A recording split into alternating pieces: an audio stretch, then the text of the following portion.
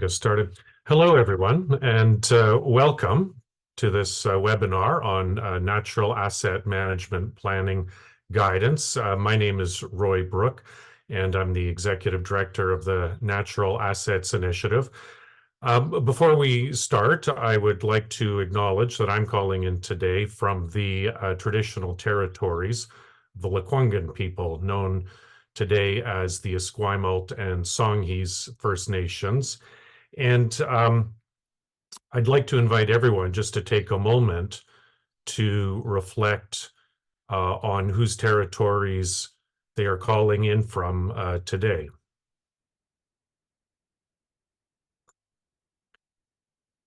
So thank you very much. I'd like to perhaps say a quick word about the Natural Assets Initiative for those who don't know us, and then provide a bit of background for the webinar itself. NAI's goal as an organization is to bring natural asset management into mainstream decision-making so that every local government, every organization in Canada is proactively managing the services that nature provides to its community. And before I go much further, I'd also like to just, I think most of you can probably see the little counter for how many people are attending this workshop. It's amazing to see this level of interest. I think 254 people have signed up.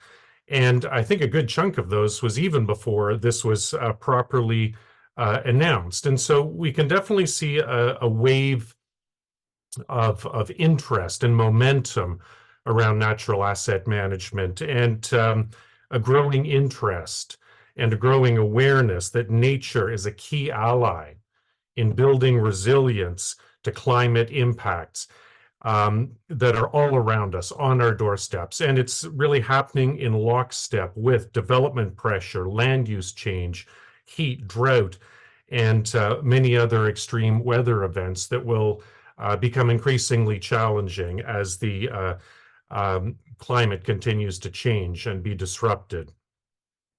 So building on this idea of momentum, natural asset management, it's still in its infancy as a formal discipline that's well integrated into asset management. At the same time, however, we've seen a lot of progress over the last 5, 6, 7 years that NAI and many of the other people that you'll be hearing from have been working with local governments and conservation authorities and others. And guidance documents like the ones that you're going to be hearing about today are really essential to keep building that momentum to support the development of good practices and ensure consistency in how natural asset management is applied and undertaken in Canada and beyond.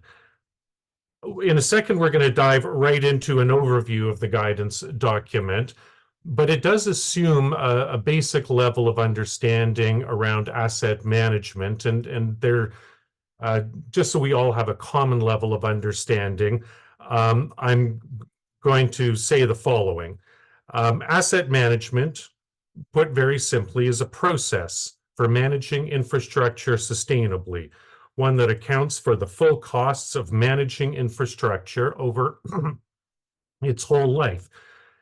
And the goal is to find the best possible balance between delivering the level of service desired by the community in question, while also managing the costs and the risks of service delivery.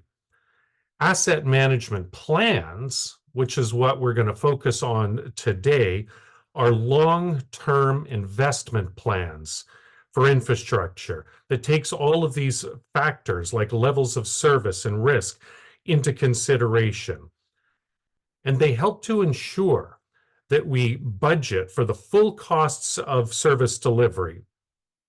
And our goal collectively in this webinar today is to ensure that natural assets get accounted for in this process, because they are a critical part of our infrastructure system, and it needs to be proactively managed just like any other vital asset that delivers essential services. And so I think this is going to be really exciting. So think about this as a way, about this guidance as a tool to help you really build out your investment plan so that natural assets can keep delivering vital services today, but long into the future. In terms of making today's work possible, as with everything else, it comes back to people. And so I'd like to introduce a few of the other people who are instrumental in making this happen and from whom you'll be hearing today. Shelley Petrie, who's the program director from the Greenbelt Foundation. Donna Harridge, the executive director of the Municipal Finance Officers Association of Ontario. And I'd like to thank them both very much for their organization's generous funding for this project. Without it, none of this would be happening. You'll also be hearing from Donna Chiarelli and Amy Taylor, who led the development of the guidance. Donna will talk a bit about the process that led to the development, and Amy will walk you through the content at a high level. I'm also really happy that Michelle Saka could join us. She's a senior scientist with the Toronto Region Conservation Authority. And as most of you know, Ontario conservation authorities play a pivotal role supporting Ontario municipalities with natural asset management. And Michelle is going to speak to the appendix to the guidance document that she, together with some other Ontario Conservation Authority staff, developed that describes their role and their expertise and good practices that they've been implementing. So it's a great team. With that, I'm going to turn it over to Shelley and ask her to say a few words on behalf of the Greenbelt Foundation. Thanks, Roy. Really pleased to see the interest in this guidance document today, and in natural asset management and nature-based solutions in general. At the Greenbelt Foundation, we really recognize and support that valuing the community services that come from nature is really important.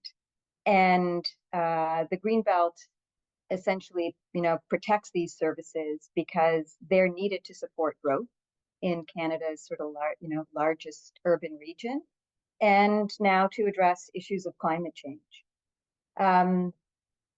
We've been helping to fund some of the work of natural asset management over the last few years as kind of leaders in this field, and their development of various methodologies and now norms and standards around within this field. And we've also worked closely with NAI in helping municipalities here in the Greater Golden Horseshoe region of Ontario, where the Greenbelt is, to really help municipalities get off the ground with doing inventories and starting down the spectrum of natural asset management. We really appreciate that the guidance document that is going to be presented today was done in collaboration with municipalities and conservation authorities, and it really brings in the expertise of these different municipalities and CAs, but also some of their understanding of, acceptable standards, and also lived experiences, because some municipalities and CAs have also been doing this for a couple of years too. So their insights are really quite helpful in putting this document together, is my understanding.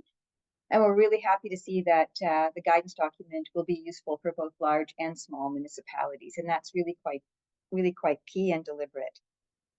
Finally, I'll just really like to say that we're very happy to have co-sponsored this document with the Municipal Finance Officers Association of Ontario, and really their interest in building awareness among the financial profession about natural asset management and valuing the services of nature.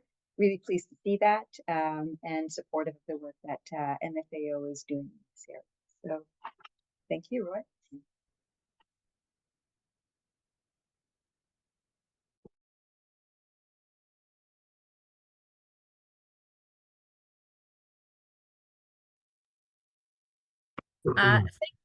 Sorry.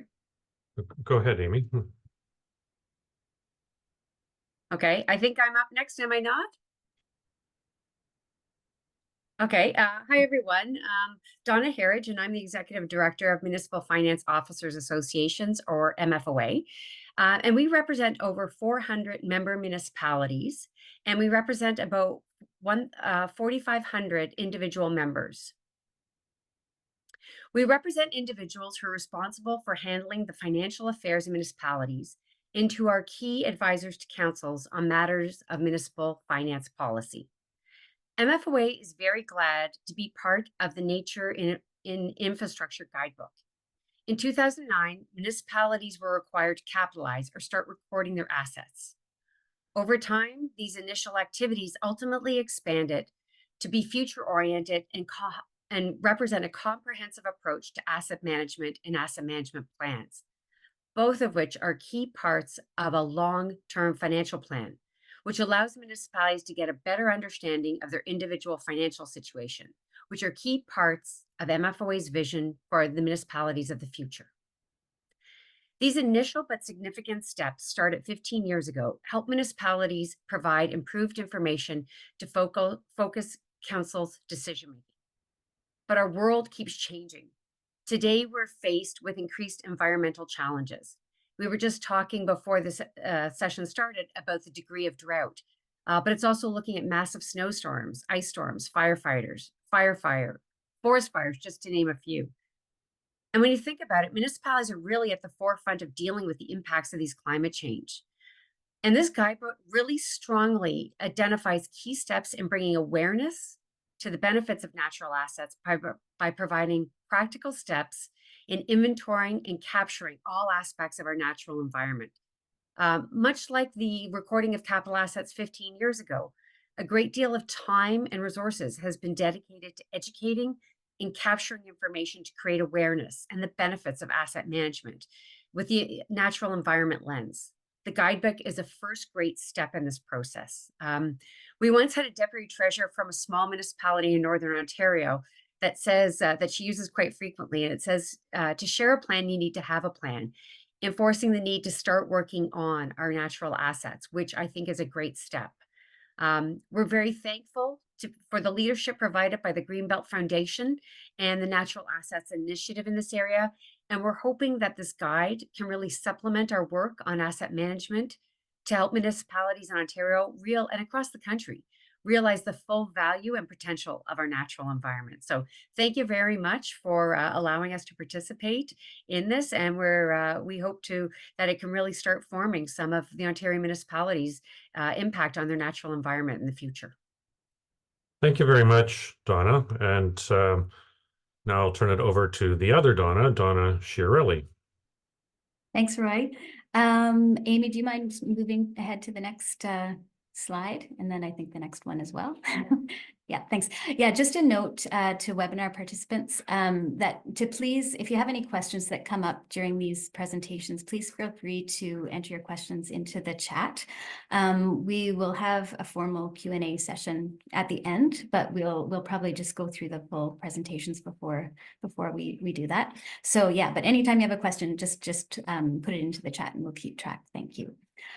So I just wanted to take just a couple of minutes just to tell you sort of how we went about developing this guidebook, because as Roy and Shelley mentioned, it was really a participatory process with efforts to really draw on the good practices that are being applied in Canada right now on natural asset management. It's still, a discipline in its infancy, like in terms of formally integrating natural assets into asset management planning, because the focus until recently has really been on our built infrastructure. So this guidebook is intended to support local governments in developing asset management plans that actually include the natural assets asset class. And what we mean by that is you'll see in the circle on the left in this graphic that comes from Green Infrastructure Ontario. It's a great graphic that kind of describes the whole infrastructure system, and then green infrastructure as sort of like the big bucket of That would include things like natural assets, which we're focused on, and those would be intact natural areas like wetlands, forests, parks, meadows. Sometimes lawns and gardens are included. Sometimes they're considered enhanced, but so those natural assets are a little bit different from what we think of when we think of low impact development solutions that would be enhanced and engineered green infrastructure assets. So just wanted to kind of reinforce that we've really focused on natural assets in this guidance document. So thanks, Amy. You can go to the next slide. So who is the guidance for? It's national in scope, but it is meant to demonstrate how Ontario municipalities can meet asset management regulatory requirements. Ontario is the only jurisdiction in Canada that actually has legislation around asset management planning. And so, you know, this guidance is relevant to all local governments. We have paid special attention, though, to make sure that it demonstrates what the minimum bar would be to meet those requirements in Ontario. It's suitable for all sizes of local governments and includes good practices, but also stretch goals for municipalities or local governments that might be a little bit more advanced. And this is not a 2-page document. It's definitely a meaty document with quite a bit of guidance. And so the primary target is local government staff and consultants that are supporting local governments with asset management planning. Our assumptions is that the guidance demonstrates the floor, which is the minimum that any local government really should strive for and could achieve over the short to medium term. But then we also are showing sort of more advanced good practices as well. Another thing to keep in mind, and I think Roy mentioned this, but you know, right now the practice of natural asset management is still really early stage. Many local governments across Canada haven't really even thought about this and done anything. And so there are good practices, but there are very limited standards and norms that really guide this work. So this is what we're trying to help to do. So we really should be thinking of this guidance as a living document that should be updated as the practice of natural asset management evolves and as more norms and standards develop. So, you know, all the answers to all the questions will not be found in this guidance, but there's some really good practices here. Okay, so we can go to the next slide. So in terms of this being kind of a participatory process to develop, we had, I think, about 31 people from 20 different organizations that contributed, and they're listed on the screen. I won't go into detail, but just to say that the contributors were involved in 3 different virtual meetings where we were reviewing each section of the guidance, scoping the guidance document actually initially. And then we also met in a face-to-face meeting that was hosted by the Greenbelt Foundation in December, where we looked at the final section and really the whole package. So it's been a really iterative process throughout, and we really want to thank all of the contributors that provided significant in-kind time to make sure that we have a really good, credible document. I did want to mention that we did have interviews with the Ontario Ministry of Infrastructure and the Ontario Ministry of Municipal Affairs and Housing to validate what would it mean to meet the Ontario regulatory requirements. And the Ontario Ministry of Infrastructure kindly provided a little bit of text in the guidance document that describes sort of what the expectation would be. But essentially, basically the expectation is that municipalities are following existing good industry practices. So, you know, we can think of this guidance document as demonstrating what the current good industry practices should be. So yeah, I think that was it in terms of my overview. Amy, do you mind advancing to? Oh yeah, just Amy is also going to go through this when she describes the content. But basically, the content just shows how to develop each section of an asset management plan, where you would be incorporating natural assets. So I won't go into this in detail now. And instead, I'm going to turn it over to Amy just so that we can stay on time. So thank you. Go ahead, Amy. Thanks, Donna. Hi, everyone. Amy Taylor here. It's a pleasure to be presenting to you some of the content of the guidebook. I'm the CEO with Green Analytics. I'm joined by my colleague, Jeff Wilson, a senior economist with Green Analytics, and we worked closely with Donna, Michelle, Roy, and the rest of the contributors to develop this guidebook over the course of the last several months. So I'm going to review with you some of the contents of the guidebook. There are 7 different sections within it. The first one, the introductory section, focuses on presenting relevant terminology to natural asset management. It reviews existing regulations and standards, and it describes some of the unique features of natural assets within the context of natural asset management, and sometimes in relation to built assets. Section 2 is about establishing the state of natural assets. Here, the guidebook describes the steps for creating an asset inventory, for establishing condition and replacement costs, and for documenting the state of those natural assets. Section 3 is focused on levels of service. Here, the guidebook defines levels of service, different types of levels of service, and the steps for establishing them. Incorporating risk is addressed in Section 4, where we present alternative approaches for achieving that within the natural asset management framework. Section 5 is on life cycle management strategies. And here the guidebook defines the life cycle stages for natural assets and then identifies different activities relevant to each of those stages. Section 6, the financial strategy, describes how to establish the life cycle costs for the management strategies identified in the preceding section. And Section 7 is funding sources, where we identify different types of funding and potential sources of funding to support natural asset management. So in the next few minutes, I'm going to give you a bit more detail on sections 2 to 7 in particular of the guidebook. So as noted, Section 2 is on establishing the state of natural assets. And here the guidebook describes the 5 steps associated with achieving that, which include defining the scope, inventorying the assets, conducting and incorporating condition assessment, establishing replacement costs, and summarizing the results of that in a state of natural assets report. With respect to the scope, the guidebook provides direction on selecting the assets to include in the asset management plan and the geographic boundary to focus on.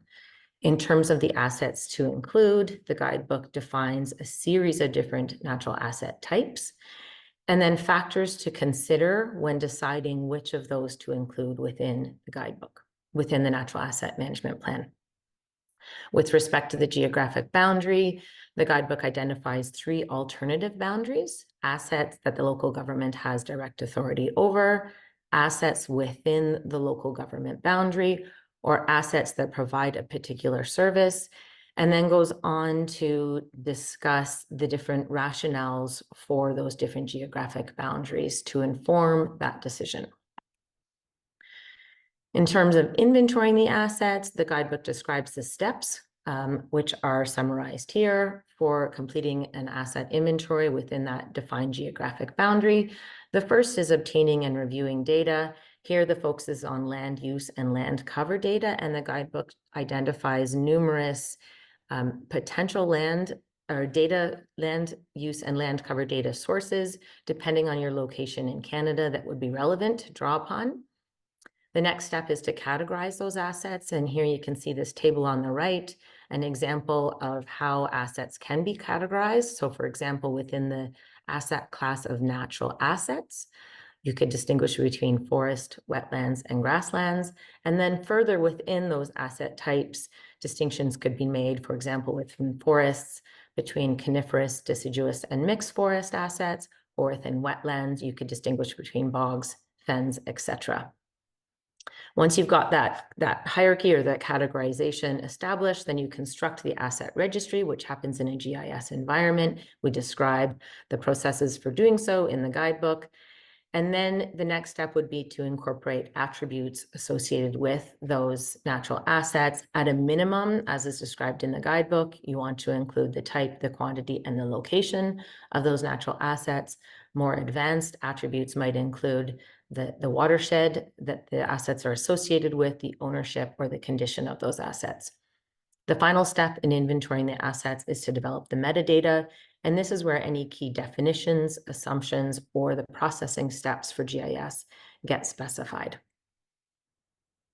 With respect to condition assessment, Section 2 of the guidebook describes 3 alternative approaches. The first being a field-based assessment, which uses field surveys and monitoring programs to gather data on natural asset condition. The second being a desktop assessment, which would rely on principles of landscape ecology to establish condition indicators that can be assessed remotely and used as proxies for condition. And then finally, a qualitative assessment, which would rely on local knowledge and expertise to rate the condition of assets and identify those in need of management.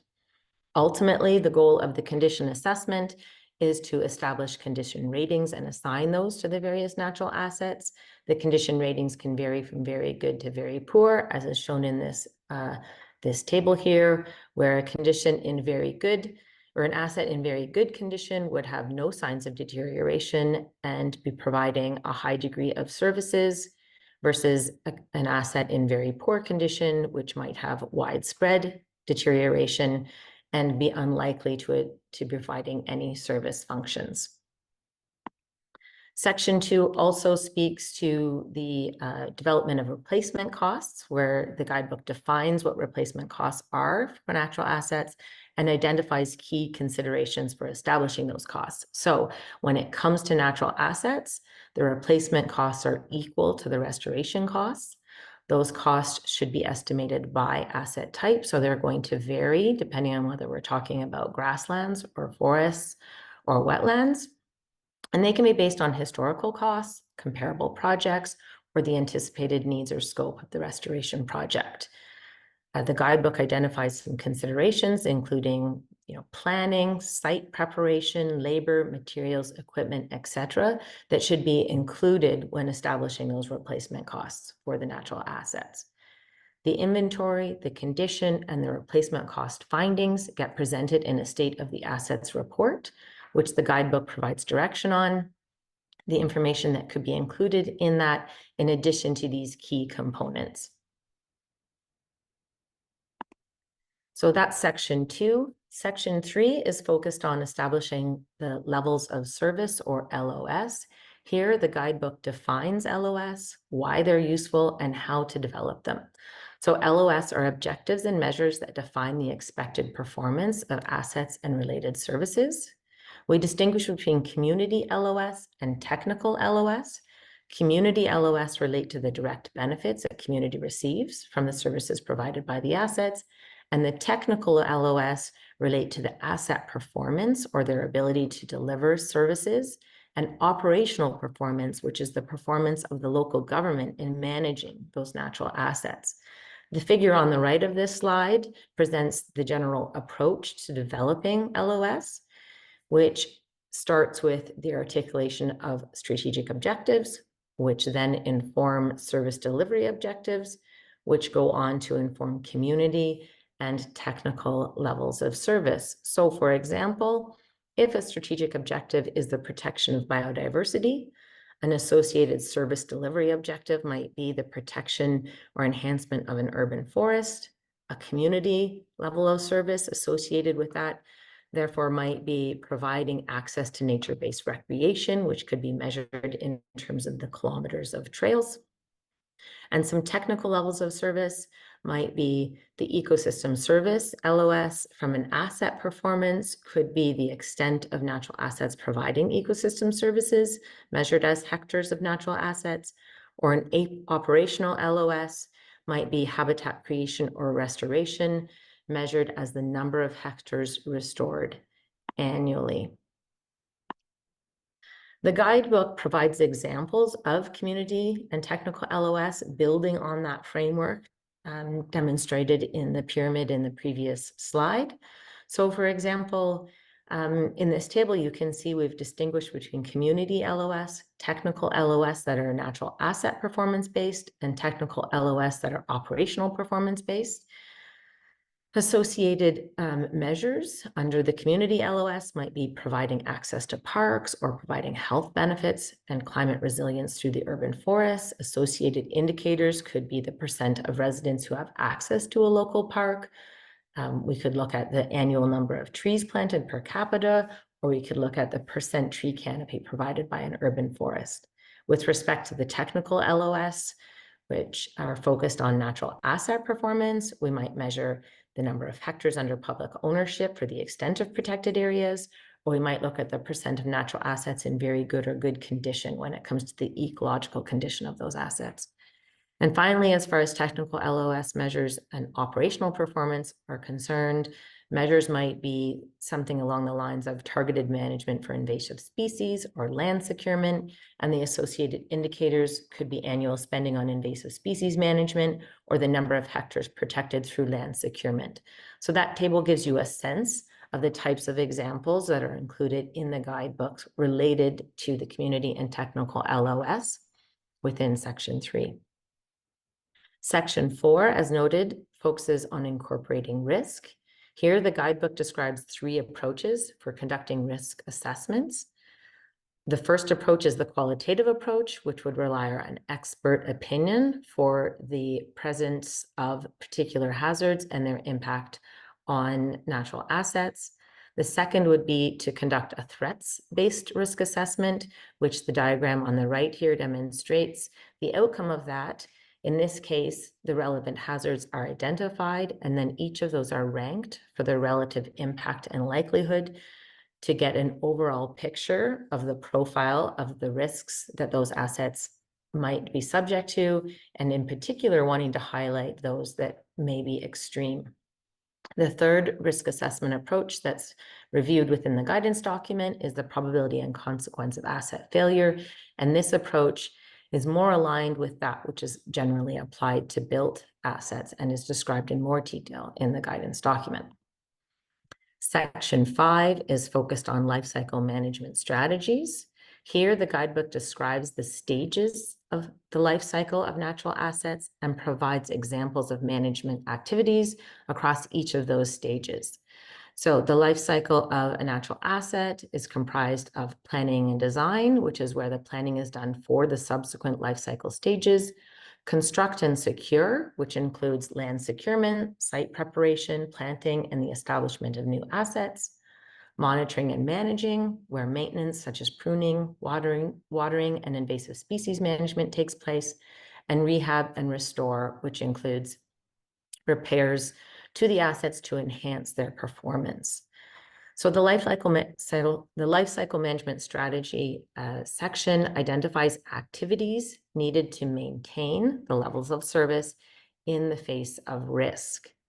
And with respect to that, the guidebook demonstrates the link between LOS, lifecycle activities, lifecycle activities providing examples that are relevant to achieving the current and LOS. So for example, looking at this table, we have a series of technical LOS measures, their associated indicators. We have current and target LOS, and we have a series of life cycle activities. And you'll note that depending on the nature of the LOS measure, the life cycle activities will vary. And so the guidebook provides direction on how to gear those life cycle activities to the various technical LOS measures. So for example, the extent of protected natural areas LOS measure might be measured as the number of hectares under public ownership. We could establish a couple of different LOS for current and target, and then we would gear those particular life cycle activities towards the construct and secure life cycle stage for the natural assets. When it comes to restoration, the life cycle activities would focus on restore and rehabilitation. And when it comes to the ecological condition of the natural assets, the life cycle activities will focus on monitor and maintain. And so the guidebook provides direction on making that link between the LOS and the life cycle stage and associated activities. That's section 5. In section 6, The guidebook brings the asset management concepts together in the financial strategy. So here we see how service delivery objectives lead to the development of community and technical LOS, which when considered in the context of risk, lead to the identification of life cycle activities. And those life cycle activities will vary by life cycle stage, depending on the nature of the community and technical LOS. So we might be talking about construct and secure activities, rehab and restore activities, or monitor and manage activities. The focus of section 6 and the financial strategy section is on establishing the costs associated with those life cycle activities. The nature of the costs will vary depending on the life cycle activity stage that we're talking about. So for capital budgets, the focus of the activities will be construct and secure, rehab and restore. For operating budget, we're talking about monitoring and managing. So the financial strategy section is really about establishing those life cycle costs that reflect the stage of the life cycle activities. The final section of the guidebook is on funding sources, and here we identify the range of different funding types, including grants, taxes, user fees, and community fundraising. And then some of the potential funding sources that can be used to support natural asset management, noting where different funding sources are conducive to different life cycle stages. So that's section 7, the last section of the guidebook. So the guidebook obviously provides a lot more detail on each of these sections. So you'll see that when it's released next week. Throughout the guidebook, there are examples for local governments to draw from to inform the work they do on natural asset management.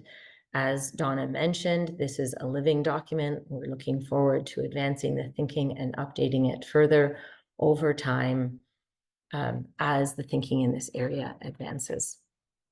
I'm going to leave it at that, stop sharing my screen, and pass it over to Michelle to speak to the appendix.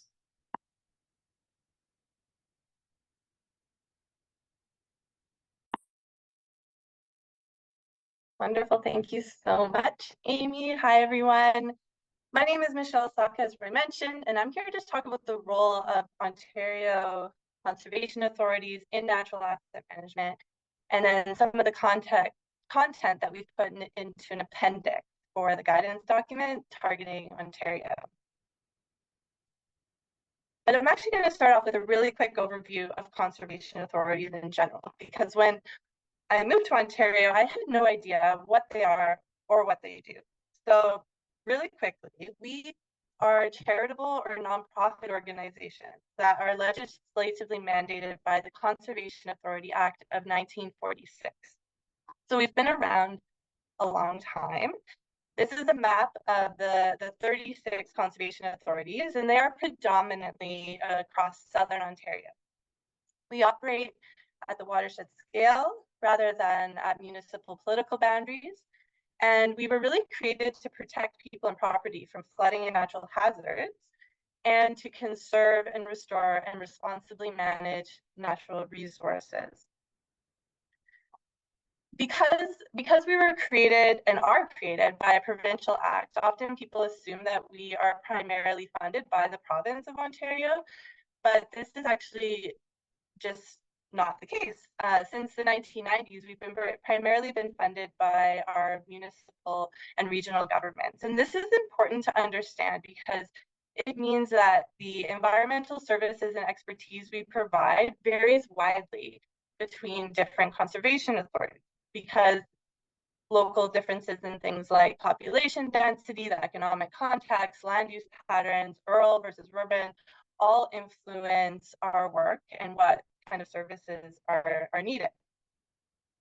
But the one thing we do all have in common is that watershed scale. So we provide evidence-based environmental expertise based on assessments at that watershed scale. And this is important because we are able to align ecological and hydrological processes in our work. So we consider the entire catchment to help inform environmental decision-making. And that's both our own decisions and helping inform those of our municipality. So if you're thinking about, okay, watershed scale, municipal scale, you might be able to guess that this means that multiple conservation authorities often exist within the boundaries of a single municipality. And then as a conservation authority, we most often serve multiple municipalities. So communication and collaboration is a key fundamental component of success in this environmental governance model that we use. And here are a couple of examples of the work that we do managing natural assets. So we have some mandated programs related to natural hazards and watershed-based resource management. But many of us also undertake programs like environmental monitoring. We own a lot of land. We have conservation areas, which are essentially large parks that are programmed for the public. We do a lot of natural heritage system planning, so that's natural system planning. And we also do quite a bit of restoration work. The picture on this slide, this is actually an example of a stream restoration. Sorry. Can you still hear me?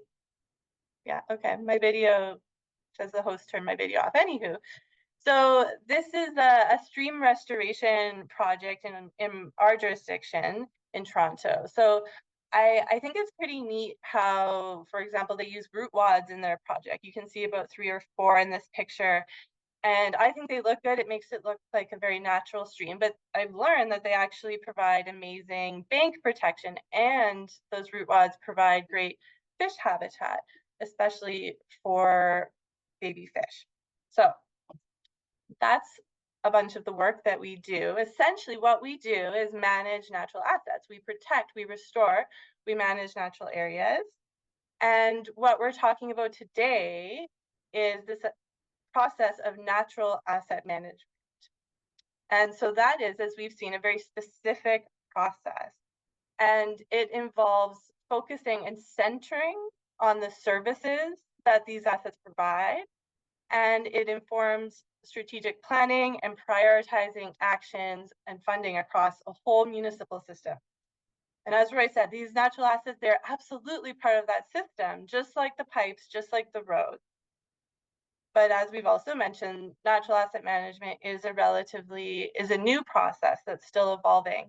So as conservation authorities, we're starting to use these approaches to help with the management of natural assets, but different conservation authorities are at different stages of implementing this new process, both internally for our own assets and in supporting our municipalities. But we are also working together to be consistent in our guidance.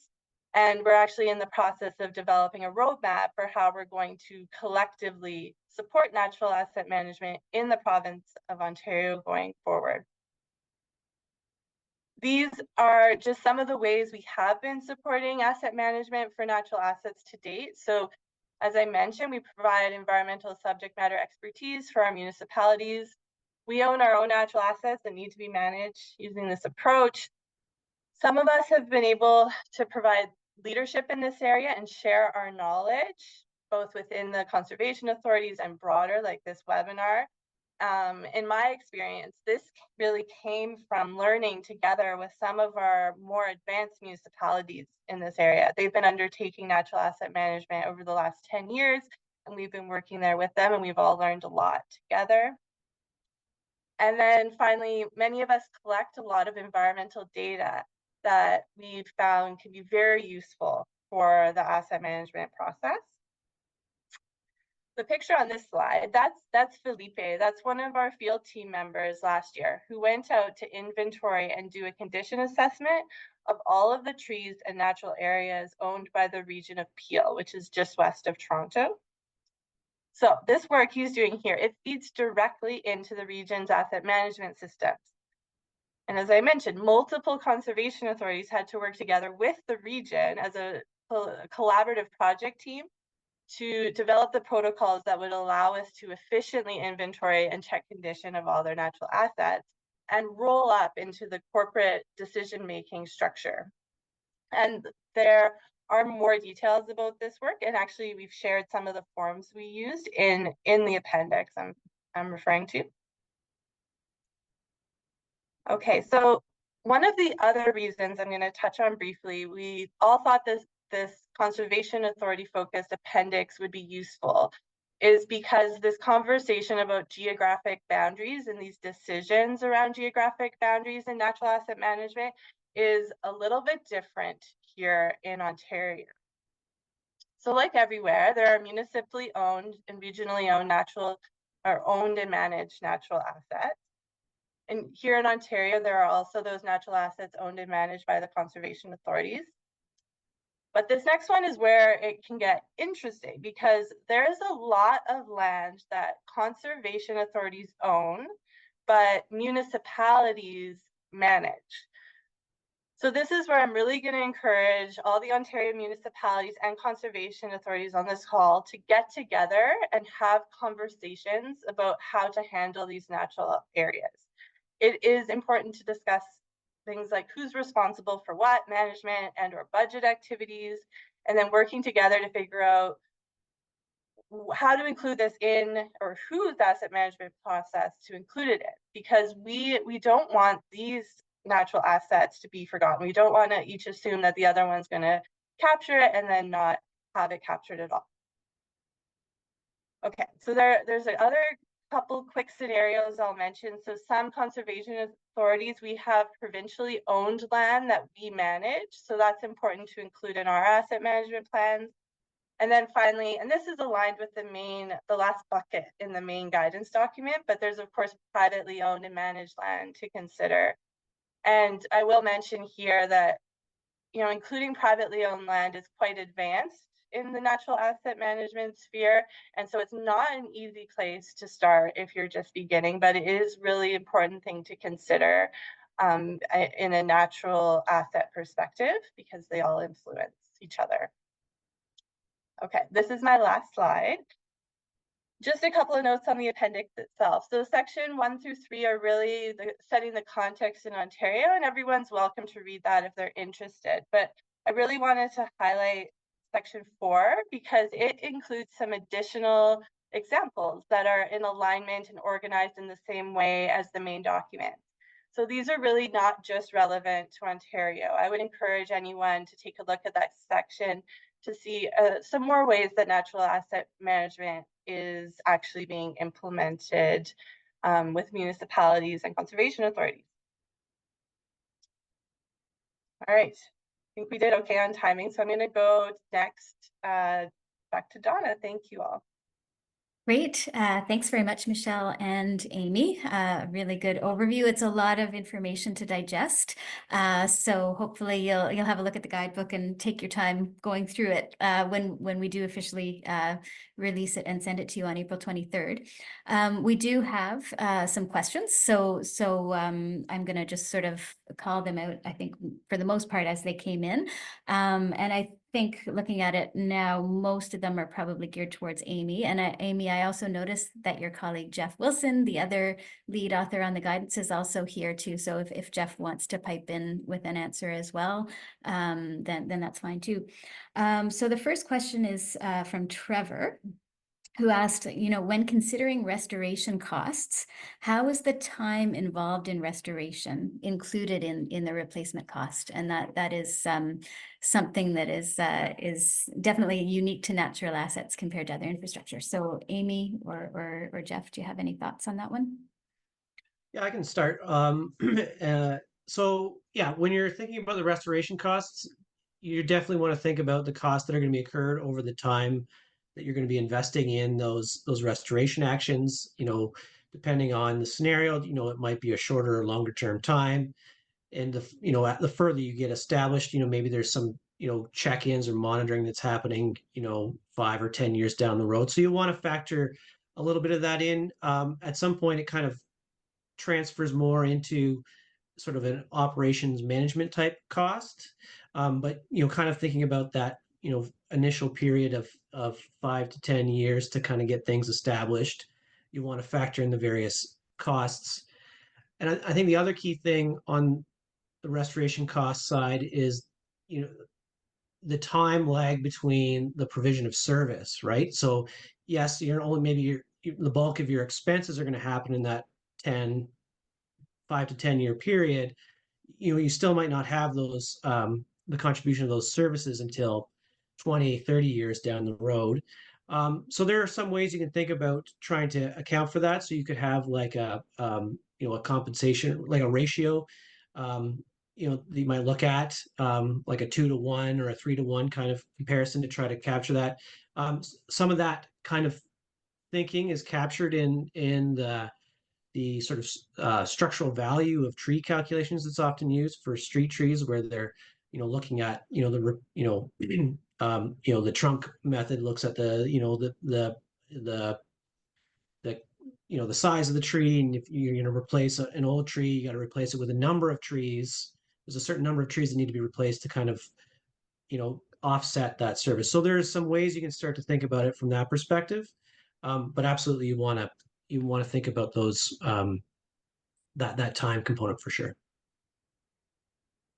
I don't have anything to add, but just in case, Michelle, you want to jump in, I see you're unmuted, so just feel free to do so. No, I'll just reiterate. Yeah, we tend to call that appreciate. We try and appreciate the value. It's not an official accounting term yet. Hopefully, we can get that there. But most accountants depreciate, but we need to account for that time, and so we'll look at sort of the basal area of a forest and how long it will take to reestablish to the level it is currently in those value calculations. Great. Thanks, Michelle. Also, I just wanted to let you know that the reason why your video was turned off by the host is because somebody mentioned that your audio had been a little bit echoey. So we're just trying to solve that. So it's no slight to you. Hopefully you're not offended. It was just that was the reason why. The second question is from Arun, who was asking, does spending on emerald ash borer count for spending on invasive species? That was an example of one of the level of service indicators. I mean, I think I could quickly say that yes, that is one of the invasive species, and it would be context specific whether you wanted to have specific measures for specific invasive species. It really is, about what makes sense from in terms of a municipal priority or the local government priorities in terms of what they would want to measure. But does anybody else, Amy, Jeff, Michelle, want to add to that? Okay. That's great. And then we had one from Diana. So wondering about whether there's any guidance on specific targets for the levels of service. For the most part, we haven't really put targets in there because that's very context specific. But in some cases, there might be some international targets, for example, around pervious surfaces that you might want to have in an urban context and that kind of thing that you might want, or urban canopy that you might want to strive towards. It's very context specific though. So we haven't actually, suggested targets in the guidance. Amy, Jeff, Michelle, anything to add on that one? Nope. Okay, great. So then I'm going to go over to the Q&A. There are quite a few questions. We'll see. We might not be able to get to them all, but we can follow up with you afterwards, with some answers for those of you that if we can't get to your questions. So Pamela from the city of Surrey has one here. She's asking, has there been any tracking on the cost to undertake the range of assessments to achieve robust baseline information? As an example of a large city like Surrey with a 600,000 plus population, and that's several hundred kilometers squared in size, if they wanted to do citywide natural assets, citywide natural asset inventory, informed by ground truthing to help improve accuracy of the modeling and quality assurance, asset classification and condition. So I'm going to try to simplify this question, just basically in terms of, how do you ensure that you have good baseline information and what should be included in your assessment. I don't know if you have any short answers to that question, Amy or Jeff. Yeah, I mean, I don't. Oh, Sorry, yeah, go I ahead. can pop in really quickly, because this is a great idea. Mhm. would have some that we could share, Pamela, but we've never actually calculated that. But we have a per tree and per natural area number for the condition and inventory piece. So I could see how that could be something we could put together down the line. Sorry. Yeah, likewise, I think based on our experience, we could look back on the different work that we've done and the budgets associated with those projects and their relative populations and areas and come up with some baselines. So that's something maybe Michelle and I could follow up on. Thanks, Amy and Michelle. Another question from Amy here. Are there sample GIS database schemas for natural assets? We didn't include any in the guidance document. We do provide a bit of direction on the use of GIS, but it's higher level than the actual GIS processing that would be involved with developing a natural asset inventory. Thanks, Amy. I'm not sure if you'll have the answer to this one, but how do the categories in the guidebook align with the citywide software, which is used by many Ontario municipalities and others? Yeah, so we don't really get into the specifics of any particular software, but in our experience that the approaches that we have employed and that are reflected in the guidebook would be, you know, amenable to the use of any asset management software. Great, thank you, Amy. And I think this will probably be our last question, and then we're going to have to move to the closing remarks, but we will follow up with you after the webinar with answers to your questions if possible. So the last one, for those more advanced in the natural assets space, are any exploring participating in carbon markets? I think that would be a question for the other municipalities on the line, as opposed to something that's addressed through the guidebook per se. Yes, that's a good point. Although some of the work does include some carbon sort of mitigation, like some of the inventories do include some information about carbon. The quantification of carbon storage, carbon sequestration, that service provision and the links back to natural asset management are certainly discussed, but not the movement from there to participating in a carbon market. Great. Okay. Well, thank you very much, Amy. And I think that's all we have time for today. We should have booked 1.5 hours for the webinar. There's lots of really good questions here, and hopefully we'll be able to get to them. And also, when you see the guidebook, you will be able to actually, get some of those answers, I think, as well. So I'm going to turn it back over to Roy for some closing remarks. Thank you, Donna, and really a huge thank you to all of you for attending, for your interest, for your questions. I hope you found this a really useful look at this tool for understanding and for investing proactively in the natural assets in your communities. As Donna mentioned, we'll be releasing the final document and recording for this webinar, as well as the presentation itself on the 23rd. As has been mentioned, this material, it is initial. It will continue to evolve as our understanding and as practice continues to evolve. And there's also many other aspects to natural asset management that could be elaborated on. So if you look on our website, you can find other tools, other resources. If you want to talk about any of those, or if you have questions following the release, please shoot us a message. Either the people on this call, some of the speakers will have the answers, or we can find the answers for you. Also, with this idea of this document being one piece of the puzzle, I just like to mention briefly, if there's some local governments out there who are just getting started on their natural asset management journey, you may be interested in another offering or program that we have. It's sponsored by Intact Public Entities, and it's to help develop a roadmap, which you'll find is a really low investment, high yield kind of effort to build awareness and just start to get rolling on your natural asset management journey. So you'll see details of that on our website, or a gain, please drop us a line.